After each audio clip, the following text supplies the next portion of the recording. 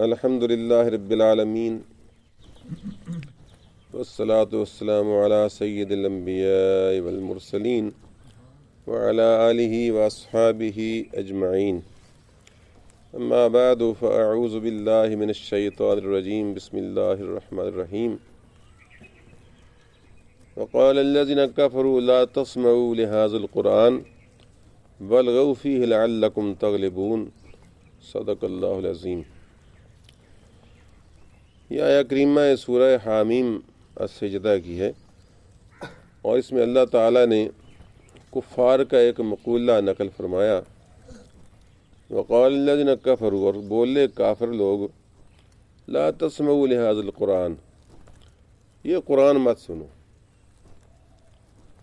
قرآن کریم کو مت سنو، والغوا فیہ، اور جب یہ پڑھا جا رہا ہو تو تم اس میں لغویات کا طوفان برپا کر دو، شور مچاؤ تاکہ دوسرے سن نہ پائیں۔ لعلکم تغلبون، شاید کہ تم اسی طور غالب ہو جاؤ۔ یہ کفار مکہ کا ایک مشورہ تھا جو وہ باہم کیا کرتے تھے۔ جب انہوں نے دیکھا کہ دن بدن دعوت اسلام پھیل رہی ہے، بڑھ رہی ہے، اور حضور کے حلقہ بگوش غلام پیروان اسلام کی تعداد بڑھ رہی ہے، اور وہ اس کو طرح طرح کی اذیتیں پہنچانے کے باوجود، طرح طرح کے منصوبے بنانے کے باوجود روک نہیں پا رہے، اور ایک کے بعد دو، دو کے بعد تین، تین کے بعد چار، تو یہ معاملہ دن بدن بگڑ رہا ہے، بڑھ رہا ہے، اور انہیں سمجھ نہیں آ رہا کہ یہ جادوگر ہیں کہ لوگ اپنے بھائی بندوں کو چھوڑ کر اس کے ساتھ مل جاتے ہیں، قبیلے سے کٹ کر اس سے مل جاتے ہیں، یا یہ کاہن ہیں کہ خفیہ خبریں بتانے کا دعویٰ کرتے ہیں، شاید جس طرح کہ کاہنوں کو عادت تھی قسمتیں بتاتے پھرتے تھے۔ آج کل بھی اس کا ایک دورہ ہے پڑا ہوا، قسمتیں بتانے کا اور قسمتیں بنانے کا اور بگاڑنے کا اور سنوارنے کا۔ سمجھا رہی ہے؟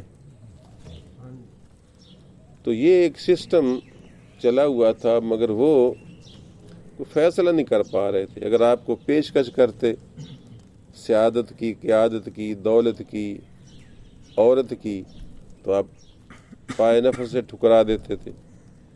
اس سے انہیں یہ پتہ چلتا تھا کہ یہ اس چیزوں کا بھی تو خواہش مند نہیں ہے، جیسا کہ عام طور پر تحریکات کے بانی چاہتے ہیں کہ ان کا نظام چلے، ان کی مرضی کی بات چلے، ان کی سرداری چلے، ان کی بادشاہت قائم ہو جائے، یا وہ دولت سمیٹیں، جس طرح عام لوگوں کا یہی شیوہ ہے، یعنی بہانے سے کوئی دین کے حوالے سے، کوئی دنیا کے حوالے سے دولت سمیٹنے پر لگا ہوا ہے۔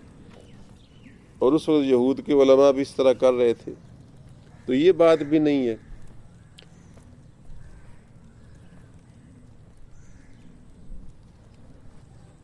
تو اس طریقے سارے پروگرام ان کے ناکام ہو رہے تھے،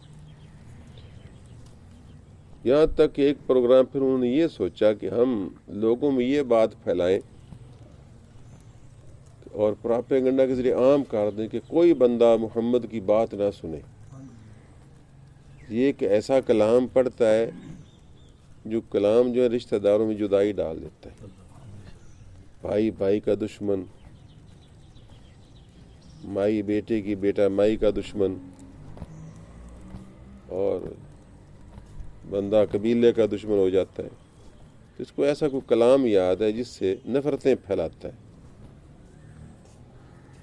چنگا بھلا بندہ ماں باپ کو، آبا و اجداد کو برا سمجھنے لگتا ہے، غلط سمجھنے لگتا ہے، اور اتنے بڑی شان والے معبودوں کو، بتوں کو جو ہماری بگڑیاں بناتے ہیں، مقدر سنوارتے ہیں، ان کو برا کہنے لگتا ہے، برا جاننے لگتا ہے، آبا و اجداد کے دین سے کٹ جاتا ہے۔ تو یہی پراپیگنڈا کافی ہے کہ ہم بتائیں کہ یہ شخص جو ہے نا، اس کا کلام مت سنو۔ اب اس بات پر فیصلہ ہو چکا تھا کہ اب آئندہ جو بھی مکے میں آئے گا ہم اس کو بتائیں گے کہ اس کے کلام میں سننا. جب سارے کہیں گے تو یقیناً وہ خوف زدہ ہو جائے گا، ڈر جائے گا، اور ان کا کلام نہیں سنے گا. نہ بات سنے گا تو نہ بات بنے گی ان کی. یہ طے پا چکا تھا. اس وقت تہامہ کے علاقے میں، یہ بھی ایک ملک عرب کا صوبہ ہے، وہاں ایک بنو دوس قبیلہ تھا. بنو دوس قبیلے کے سردار تھے طفیل بن عمر دوسی. وہ اپنے قبیلے کے سردار تھے، بہترین خطیب، ادیب، شاعر اور نقاد تھے. نقاد سے مراد یہ ہے کہ وہ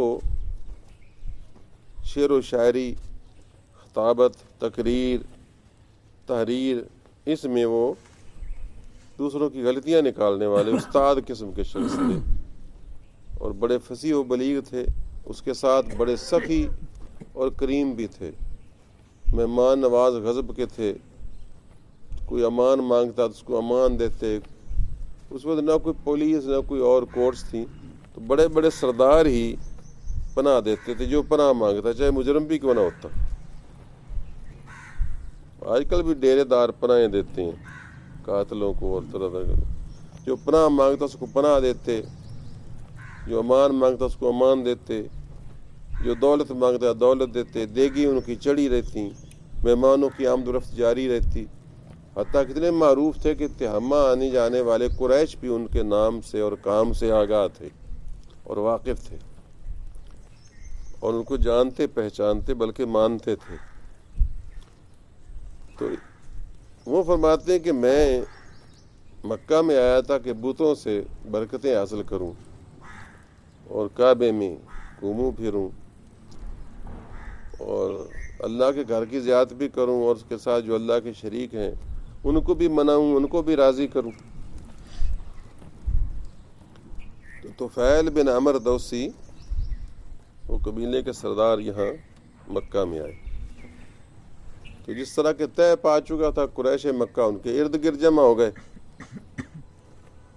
ہر کوئی ان کو اپنی طرف بلاتا تھا، اپنے پاس ٹھہراتا تھا، ان کی تعریف و توصیف کرتا، ان کی شانیں بیان کرتا، ان کی خوبیوں کے قصیدے سناتا. پھر ان کو کہتا کہ بس ایک معاملہ ہے، یہاں بڑی خطرناک صورتحال ہو چکی ہے کہ ہمیں میں سے ایک ایسا شخص نمودار ہوا ہے کہ جس نے ہمارے آباء و اجداد کے دین کو پارا پارا کر دیا، ہماری جمعیت کو منتشر کر دیا، ہمارا بنا بنایا کام بگاڑ دیا ہے.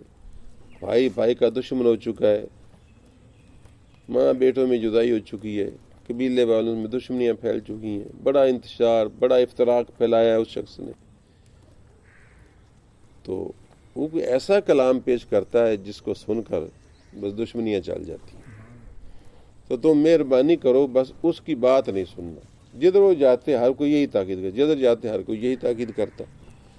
تو خود فرماتے ہیں کہ میں اتنا متاثر ہوا اس پراپیگنڈا سے، حالانکہ میں بڑا نمایاں ممتاز سردار تھا اور اچھائی برائی کو خوب سمجھتا تھا، لیکن بس سارے یک زبان ہو کر مجھے یہی تاکید کر رہے تھے.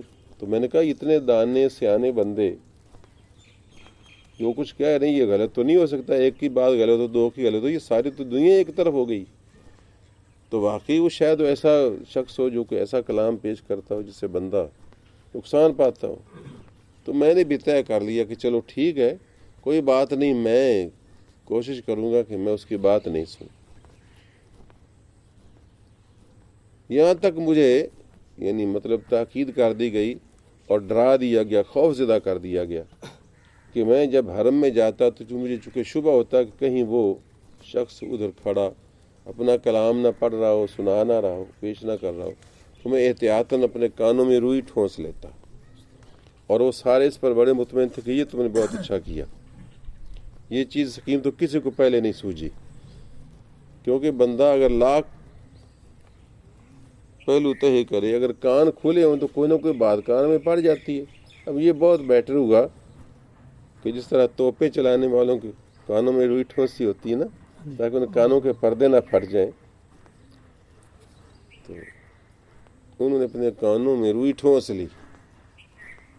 حرم شریف میں جاتے تو اسی طرح ڈیف اینڈ ڈمب، بہرے بن کر کھڑے ہوتے اور اپنے بتوں میں گھوم پھر کر آتے۔ ایک مرتبہ اتفاق ایسا ہوا کہ فجر کے وقت وہ گئے تو رسول اللہ صلی اللہ علیہ وسلم اپنے طریقہ ابراہیمی پر عبادت کر رہے تھے۔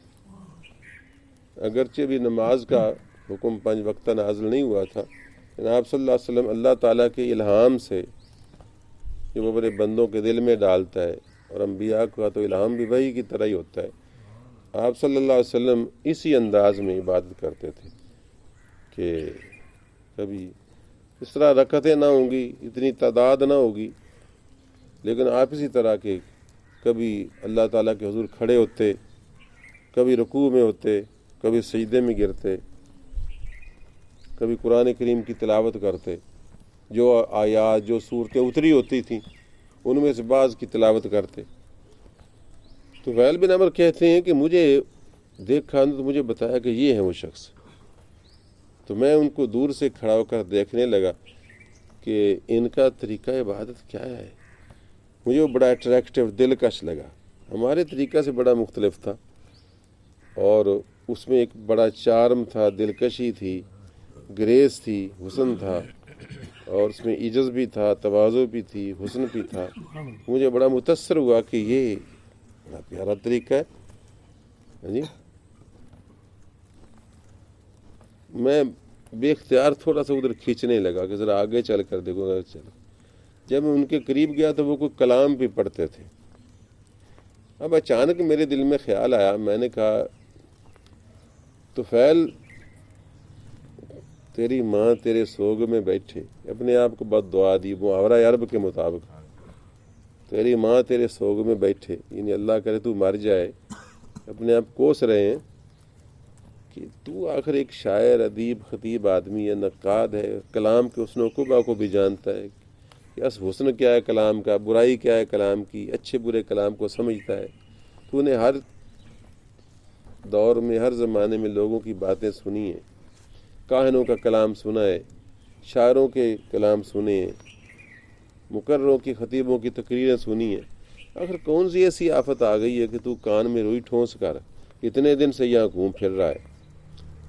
میں ذرا تھوڑی سی روئی نکال کر سنتا ہوں، اگر کوئی کام کی بات ہے تو قبول کر لینی چاہیے، نہیں کام کی ہوئی تو چلو نہ قبول کریں گے، ایسے بھی ہم پاگل نہیں ہیں۔ تو میں نے تھوڑی سی روئی کانوں سے نکالی تو مجھے ایک بڑی شیریں اور دلکش پیاری آواز ایک ایسے کلام کی آئی جس میں کے اندر بہت حسن تھا، نیکی اور بھلائی کی تعلیم تھی، اور کوئی اچھی بات ہی تھی، بری بات کوئی اس میں نظر نہیں آئی۔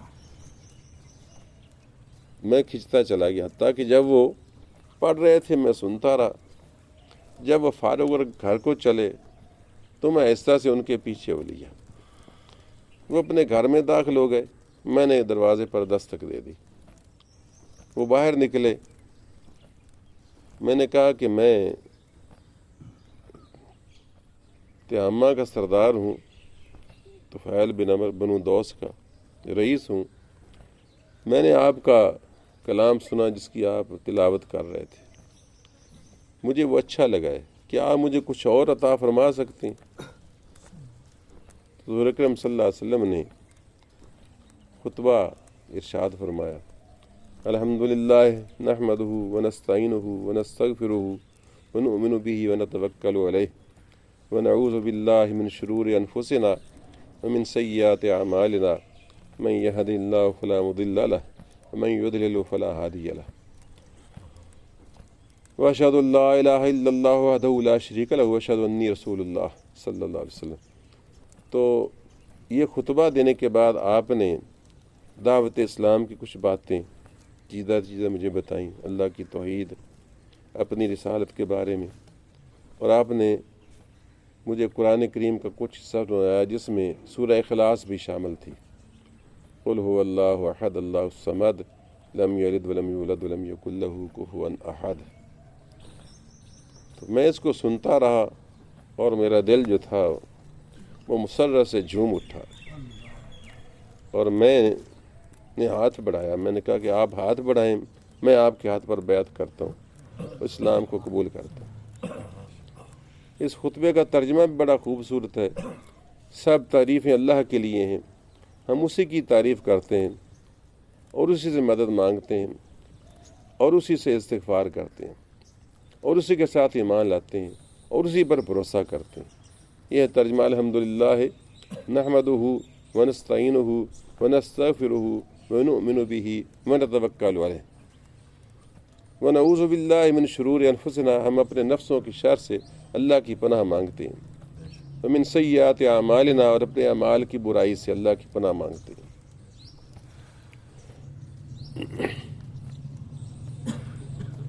من یہد اللہ فلا مضل لہ، جس کو اللہ تعالیٰ ہدایت دے اس کو کوئی گمراہ نہیں کر سکتا، ومن یضلل فلا ہادی لہ، اور جس کو اللہ گمراہ کرے اس کو کوئی ہدایت نہیں دے سکتا۔ اور میں گواہی دیتا ہوں کہ اللہ کے سوا کوئی معبود نہیں، وہ کہ اللہ ہی ہے، اس کا کوئی شریک نہیں، اور میں گواہی دیتا ہوں کہ میں اللہ کا بھیجا ہوا شخص ہوں۔ اور پھر اس کے بعد اسلامی تعلیمات، اور آپ کہہ دیجئے کہ اللہ یکتا ہے، وہ اللہ یکتا ہے، اللہ کسی کا محتاج نہیں، سب کائنات اس کی محتاج ہے، نہ وہ کسی سے پیدا ہوا اور نہ اس میں سے کوئی پیدا ہوا، اور نہ کچھ کا ہم سر ہم مثل جوڑ کا اور ٹکر کا ہے، کوئی مقابلے کا ہے اس کا، نہ اس کا کوئی خاندان قبیلہ جو برابری کرے، نہ اس کا کوئی شریک۔ تو یہ کلمات تھے جن کا وہ میں نے مفہوم آپ کو عرض کر دیا، چنانچہ وہ ہلکا بگوش اسلام ہو گئے۔ اب ان کے جب اسلام کی خبر اہل مکہ کو پہنچی تو ان پر بجلی بن کر گری اور وہ سٹ پٹا گئے کہ ایک اتنی دور صوبے کا اتنا بڑا اعلیٰ حاکم اور سردار، یہ تو میرا ہی خطرے کا گھنٹہ بج گیا ان کے لیے۔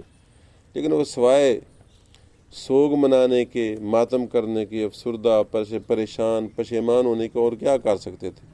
کچھ نہیں کر سکتے، کیونکہ وہ اس سردار کو تکلیف بھی نہیں پہنچا سکتے تھے، کیونکہ وہ صاحب اثر و رسوخ تھا، اور اگر وہ اس کو زد چڑھاتے تو اس کی تائید محمد کو اور زیادہ فائدہ پہنچاتی۔ اب وہ کہرے درویش بر جانے درویش سٹ پٹاتے تھے اور کچھ کر نہیں پاتے تھے۔ حضرت طفیل بن عمر ان کے پاس، حضور صلی اللہ علیہ وسلم کے پاس کچھ عرصہ ٹھہرے، اور آپ نے اسلامی تعلیمات سے اپنے آپ کو منور کیا، اور جو صورتیں قرآن کریم کے اس وقت تک نازل ہو چکی تھیں ان کو رسول اللہ صلی اللہ علیہ وسلم سے حفظ کیا۔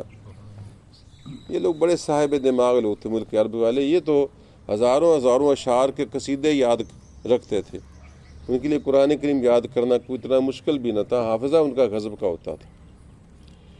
وہ تو اپنے گھوڑوں اور اونٹوں کی نسلوں تک کو یاد کرتے تھے، 100 پشت تک اپنے گھوڑے کی نسل یاد ہوتی تھی کہ یہ گھوڑا فلانے کا بیٹا ہے، وہ فلانے کا بیٹا ہے، وہ فلانے کا بیٹا ہے۔ ہمیں تو اپنی نسل یاد نہیں رہتی۔ ہاں، ہمیں کوئی نہیں پتا ہمارا پردادے کا یا چھکڑ دادے کا نام کیا تھا۔ کوئی میرے جیسا سیانہ ہو کسی نے یاد کی 2-3 پشتیں 4 یاد ہیں کہ میں محمد حسین کا بیٹا ہوں، وہ جان محمد کے بیٹے تھے، اور وہ آگے غالباً صلابت علی کے تھے، اور وہ ہاشم قاسم غالباً، یہاں تک بس پتہ ہے۔ یا پھر اوپر جا کر پتہ ہے کہ وہ چھچھر نام کا شخص جو تھا مسلمان ہوا، اور وہ جگدیو رائے کا بیٹا تھا جو غیر مسلم تھا۔ تو چھچھر نے ہم پر احسان کیا، اور ہم نے بھی اس کا شکریہ اس طرح ادا کیا کہ اس کے نام کو اپنی ذات ٹھہرا لیے۔ اور اب جب سے مجھے یہ پتہ چلا کہ چھچھر سب سے پہلا مسلمان تھا، تو کبھی کبھی میرا موڈ ہو اور مجھے ذہن میں آ جائے تو میں چھچھر کو اصال ثواب بھی کرتا ہوں کہ تیرا ہم پر احسان ہے بھائی، اگر تو مسلمان نہ ہوتا تو پتہ نہیں اب تک ہم اسی اندھیروں میں بھٹک رہے ہوتے۔ کیونکہ یا سب یہی کہتے ہیں وجدنا علیہ آباءنا، ہم نے ماں باپ کو اسی طریقے پر پایا، لہٰذا ہم تو یہی کرتے رہیں گے۔ بہرحال تو وہ اس کا کچھ کر نہیں پاتے تھے۔ انہوں نے حضور سے تعلیمات لی، حاصل کی، اور پھر اپنے وطن کے لیے روانہ ہوئے۔ حضور اکرم صلی اللہ علیہ وسلم سے عرض کی، یا رسول اللہ مجھ کو اجازت دیجیے کہ میں اپنے وطن میں جا کر تبلیغ اسلام کروں۔ آپ نے فرمایا ہاں ضرور کرنا۔ عرض کیا یا رسول اللہ کہ ہر قاصد کے لیے کچھ نہ کچھ نشان ہوتے ہیں، جس طرح اللہ نبیوں کو عطا فرماتا ہے، تو اللہ کا نبی ہمیں کچھ عطا فرمائے نشان، جس سے میں محسوس ہو کہ میں واقعی ان سے ممتاز ہوں، اور میرے پاس ایک ممتاز پیغام ہے اور وہ سچا ہے۔ تو آپ صلی اللہ علیہ وسلم نے ان کے لیے دعا فرمائی، فرمایا اللہم اجعل لہ آیہ، اے اللہ اس کے لیے کوئی نشان ایسا بنا دے جو ان کی کرامت پر دال ہو، جو ظاہر کرے، دلالت کرے ان کی عظمت پر۔ چنانچہ حضرت طفیل بن عمر جب اپنے علاقے میں پہنچے تو فرماتے میں پہاڑ سے جا کے قبیلہ تھا ہمارا نیچے اتر ہی رہا تھا کہ اچانک رات کے وقت تھا، میری پیشانی سے نور نکلنے لگا اور سامنے پڑنے لگا، میری پیشانی دونوں آنکھوں کے درمیان سے نور جو تھا وہ نکلنے لگا۔ مجھے یقین ہو گیا کہ یہ رسول اللہ کی دعا کا اثر ہے، لیکن مجھے یہ خطرہ ہوا چونکہ میں خود تو دیکھ نہیں رہا تھا۔ میں نے کہا شاید جہاں سے نکلتا ہو یہ سفید نظر آتا ہو تو کہیں وہ یہ سمجھیں کہ یہ جس طرح برس والے کی جگہ سفید ہو جاتی ہے تھوڑی سی، اس کو کوئی بیماری نہ لگ گئی ہے، یہ کیا ہو گیا ہے، تو اگر یہ کسی اور جگہ منتقل ہو جائے نا تو بڑا اچھا ہے۔ میں نے دعا کی کہ اللہ اس کو نور کسی اور جگہ منتقل کر۔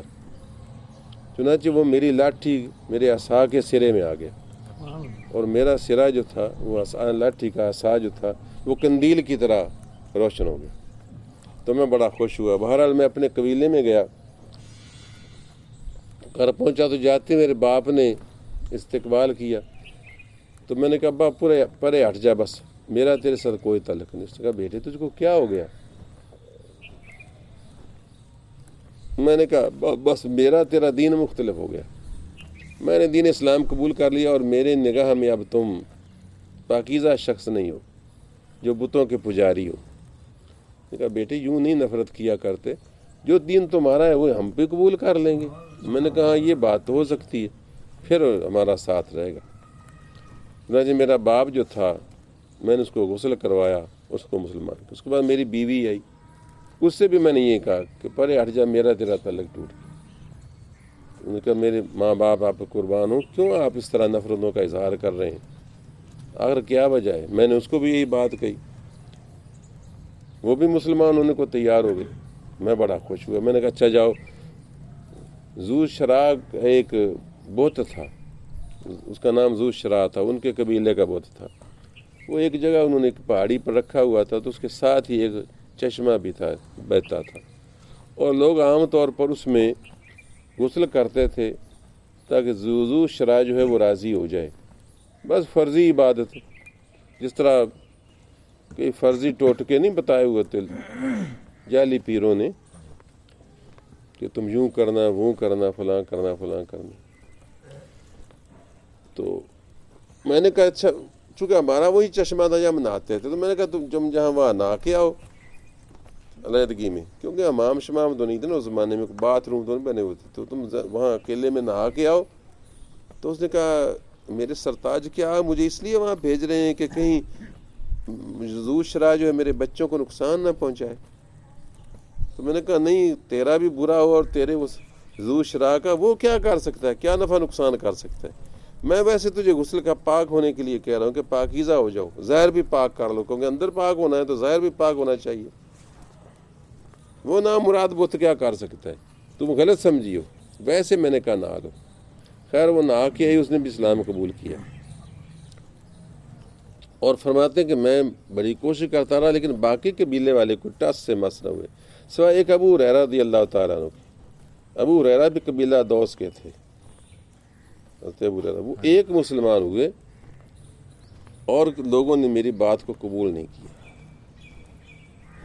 تو میں مکے میں ایک بار پھر آیا، رسول اللہ صلی اللہ علیہ وسلم کی خدمت میں حاضر ہوا اور ان کو یہ خوشخبری تو سنائی کہ میرا باپ اور میری بیوی اور غالباً ایک بیٹا بھی تھا وہ مسلمان ہو گئے ہیں، لیکن اور ایک ابو ہریرہ جو ہے وہ میرے ساتھ ہم نوا بنے ہیں۔ باقی لوگوں نے میری ٹھکرا دیا میری دعوت کو اور میری کوئی نہیں مانتے۔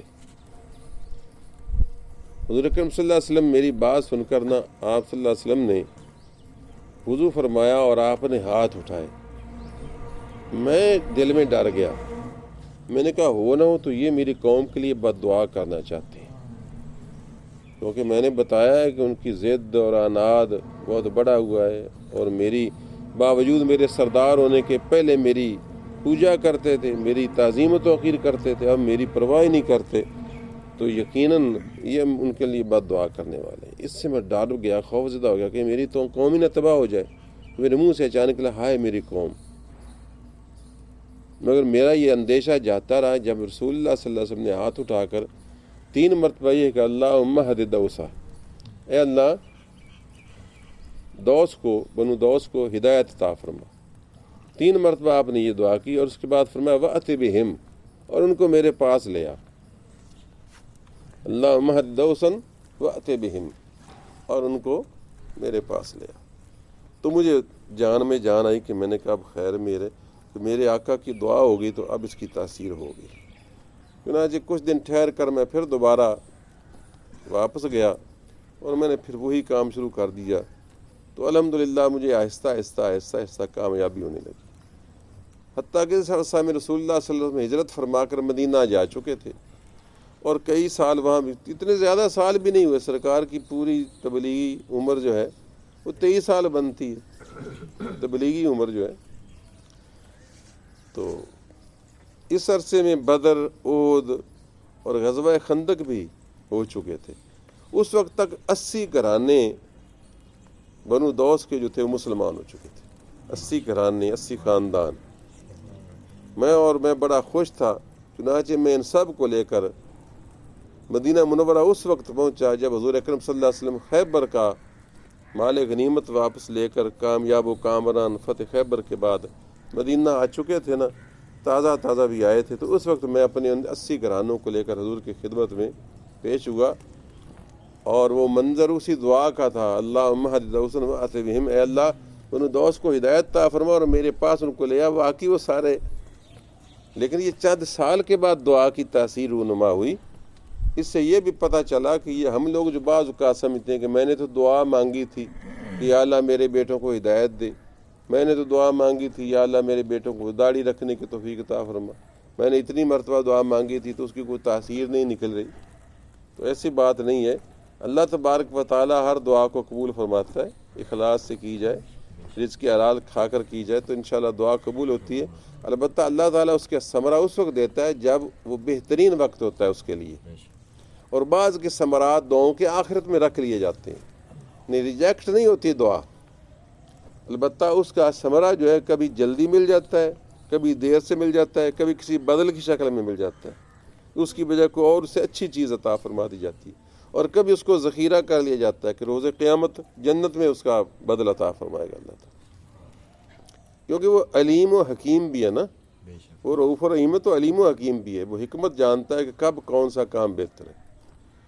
ابراہیم علیہ السلام کو 80 سال کے بعد اولاد دی تو کیا ان کی پہلے دعا وہ قبول نہیں کر سکتا تھا؟ کر سکتا تھا. وہ جانتا تھا کب کس وقت عطا فرمایا جانا چاہیے، اسماعیل کب ملنے چاہیے اور کب اسماعیل بچہ ہوگا اور یہ بوڑھے ہوں گے اور یہ کہیں گے کہ تجھ کو ذبح کر رہا ہوں. اور سارے منظر اللہ کا تعالیٰ کو تو پہلے ہی پتہ ہے نا.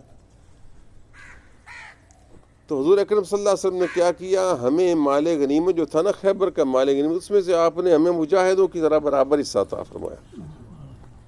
حضور صلی اللہ علیہ وسلم کی شان کریمی تھی اور یہ اعزاز تھا ان 9 مسلموں کا. اور ائتلاف قلب جو ہوتا ہے نئے دین میں آنے والے کے لیے وہ ضروری بھی ہے. اس میں ظاہری باطنی حکمتیں ہوتی ہیں. ان کی دلجوئی ہوتی ہے پردیسیوں کی، مسافروں کی. تو آپ صلی اللہ علیہ وسلم نے مال غنیمت میں، خیبر کے مال غنیمت میں ان کو ٹھیک حصہ عطا فرمایا جس سے وہ خاص سے خوشحال محسوس کرنے لگے اپنے آپ کو. پھر اس کے بعد باقی تو ہٹ گئے، لیکن حضرت اور ابو ہریرہ یہ حضور کی خدمت میں بہت عرصہ رہے. اور ابو ہریرہ کو تو اللہ کریم نے خاص عزت عطا فرمائی. اور یہ جو شیعہ حضرات ہیں اس لیے زیادہ چمکتے بھی ان کے نام سے کہ لو جو خیبر کے بعد مسلمان ہوا اس کو زیادہ حدیثیں یاد ہو گئیں کہ اس کے بعد تو ان کو 2-3-4 سال ملے ہیں سارے، تو 2-3-4 سال میں اتنی حدیثیں ان کو یاد ہوں گی. علی کو کیوں نہ یاد ہو، فلانے کو کیوں نہ یاد ہو. بس میں گویا کہ وہ بناوٹی حدیثیں بیان کرتا. ایسا نہیں تھا. جس طرح کوئی اعتراض کرے کہ لو مولا علی کو شجاعت حاصل ہوگی دوسروں کو حاصل کیوں نہیں ہوئی، تو یہ کرم ہے اللہ کا، جس پر جو کرم چاہے فرما دے. صدیق کو صدق عطا ہوا، فاروق کو عدل عطا ہوا، عثمان کو سخا عطا ہوئی، علی کو شجاعت عطا اور جرت عطا ہوئی، حسین کو شہادت عطا ہوئی. اللہ تبارک و تعالیٰ جس کو جو عطا فرمانا ہے۔ ابو ہریرہ کو اللہ تعالیٰ نے فقاہت عطا فرمائی، دین کی سمجھ عطا فرمائی۔ دعا حضور نے فرمائی کہ اللہ ابو ہریرہ کے حافظے میں برکت فرما دے۔ پہلے بھول جاتے تھے، آپ نے ان کے چادر کے اندر فضا سے جو اوک بھر بھر کرنا، اوک بک کو کہتے ہیں اردو میں، تو وہ ڈالنی آپ نے 3 مرتبہ، فرمایا ان کو سینے سے لگا لے۔ ان نے باندھ کرنا گٹھڑی سی، فرضی گٹھڑی سینے سے لگا لی، بس وہ سارا حافظہ علم ہی چلا گیا۔ اس کے بعد حلف اٹھا کر کہتے کہ میں کوئی بھولا ہی نہیں، جو حضور فرماتے ہیں مجھ کو فوراً حفظ ہو جاتی۔ تو یہ عطا ہے نا حضور صلی اللہ علیہ وسلم کی۔ سمندر سے کوئی مچھلیاں پکڑتا ہے، کوئی سیپ گھونگے لے آتا ہے، کوئی موتی لے کر آتا ہے، تو اپنے اپنے نصیب کی بات ہے۔ تو یہ حضور کے پاس ٹھہر گئے۔ باقی غزوات میں یہ طفیل بن عمرو دوسی شامل ہوئے، فتح مکہ میں بھی موجود تھے۔ حضور صلی اللہ علیہ وسلم کی زندگی میں ویسے ان کو وہ زیادہ عرصہ راہ خدا میں جہاد کرنے کا موقع نہ ملا، لیکن اس کے بعد انہوں نے کافی حق ادا کیے۔ سیدنا صدیق اکبر رضی اللہ تعالیٰ عنہ کے دور میں یہ مسیلمہ کذاب کے خلاف لڑنے والی صحابہ کرام کی فوج میں شامل تھے۔ تو یمامہ کا جھوٹا مدعی نبوت مسیلمہ کذاب، اس کے ساتھ جو بہت بڑی ایک خوفناک جنگ لڑی گئی، اس میں حضرت طفیل بن عمرو دوسی بھی شامل تھے۔ میدان کی جنگ کی طرف جاتے ہوئے راستے میں انہوں نے خواب دیکھا، اپنے ساتھیوں کو بیان کیا کہ یارو آج میں نے عجیب و غریب خواب دیکھا۔ کیا دیکھا بھائی طفیل؟ یار میں نے دیکھا کہ ایک تو میں نے دیکھا کہ میرا سر مونڈ دیا گیا ہے، دوسرا میں نے دیکھا میرے منہ سے ایک پرندہ نکلا ہے اور فضا میں اڑ گیا ہے، تیسرا میں نے دیکھا کہ میں کسی عورت کے پیٹ میں داخل ہو گیا ہوں، اور پھر میں نے دیکھا کہ میرا بیٹا بھی پیچھے پیچھے بھاگا آ رہا ہے، لیکن اچانک میرے اس کے درمیان میں ایک دیوار سی عائل ہو گئی اور یہ اس کے اندر داخل ہونے سے رہ گیا۔ تو یہ عجیب و غریب خواب میں نے دیکھی۔ انہوں نے کہا طفیل تم خود بھی بڑے باشعور انسان ہو، تمہاری رائے میں ان کی تعبیر کیا ہو سکتی؟ فرمایا دوستو اگر تم مجھے نہ چٹھلاؤ تو میرے نزدیک تو تعبیر مجھے یوں نظر آتی ہے کہ سر مونڈنے سے مراد یہ ہے کہ میرا شہید ہو جانا، بال اترنے سے مراد میرے سر کا قربان ہو جانا ہے راہ خدا میں، کہ میں اس غزوے میں شہادت پاؤں گا، مجھے یقین ہے انشاءاللہ۔ اور دوسرا یہ جو میرے منہ سے وہ پرندہ نکلا، میرا خیال ہے وہ میری روح ہے، اس کی تعبیر، یہ میری روح بظاہر میرے بدن سے ایک بار جدا ہو جائے گی، اور وہ عورت سے مراد قبر ہے جس کے پیٹ میں داخل ہو جاؤں گا۔ باقی میرے بیٹے کا پیچھے آنا تو مطلب یہ کہ میرا بیٹا بھی کوشش کرے گا میری راہ پر چلنے کی، شہادت پانے کی، لیکن یہ شاید شہادت نہیں پا سکے گا، اس غزوہ میں دوبارہ نہیں پا سکے گا۔ ایسا ہی ہوا، اس جنگ میں حضرت طفیل بن عمرو دوسی شہید ہو گئے۔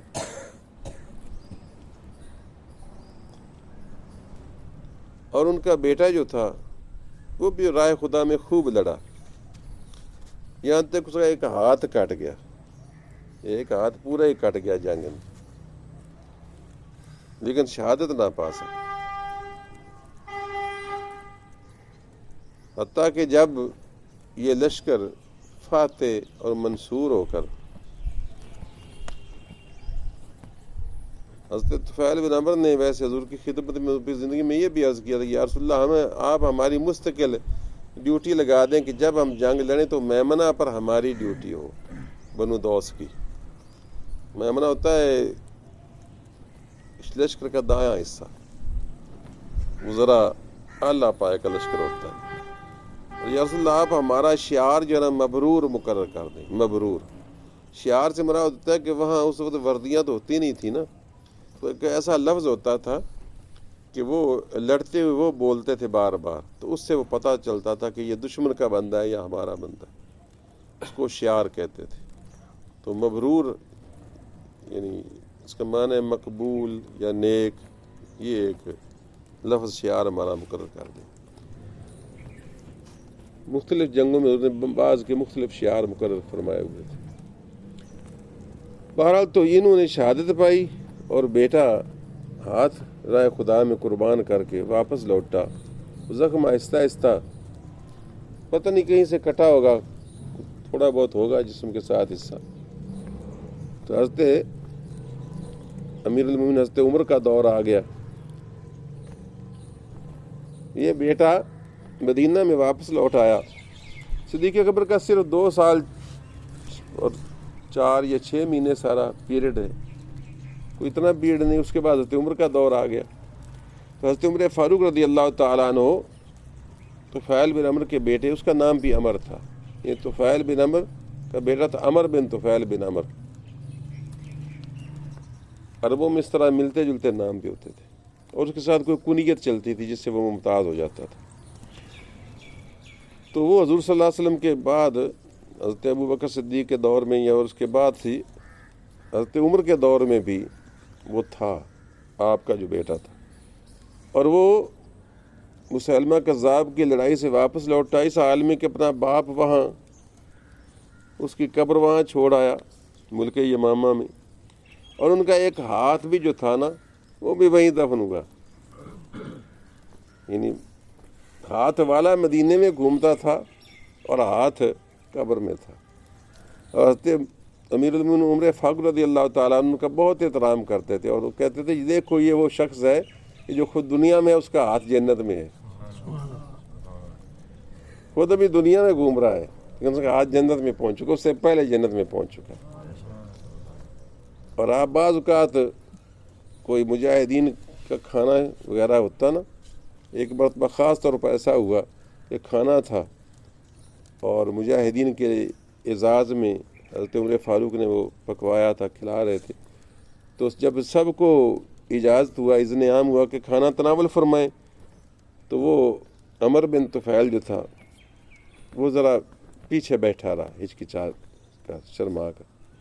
تو آپ نے فرمایا عمر شاید تم اس وجہ سے پیچھے بیٹھے ہو کہ تمہارا ہاتھ کٹا ہوا ہے اور تم سوچتے ہو کہ میں آگے اپنا ٹونڈ سا کیسے بڑھاؤں گا، لوگ نفرت کریں گے۔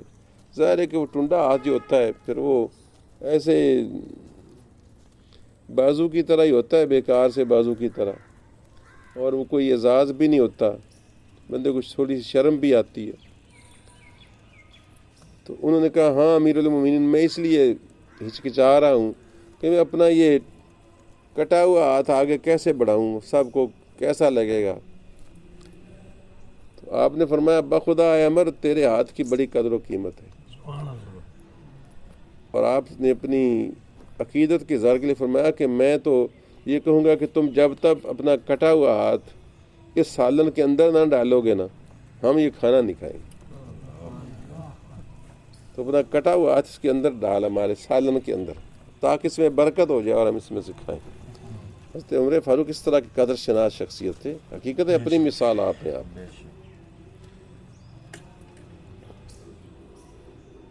حضرت صلی اللہ علیہ وسلم فرماتے ہیں کہ میں نے خواب میں دیکھا کہ ایک کنویں سے میں پانی نکال رہا ہوں، اور میں نے اس سے پانی نکالا جتنا اللہ کو منظور تھا۔ پھر میرے بعد ابوبکر صدیق نکالنے لگے، تو انہوں نے بھی کچھ نکالا جتنا اللہ تعالیٰ کو منظور تھا، لیکن میں دیکھ رہا تھا وہ بہت آہستہ آہستہ نکال رہے ہیں، ان کو بہت زیادہ پانی نہیں نکال پائے کہ پھر ان سے حضرت عمر فاروق نے ڈول لے لیا اور اس نے اتنا پانی نکالا کہ جل تھل کر دیا۔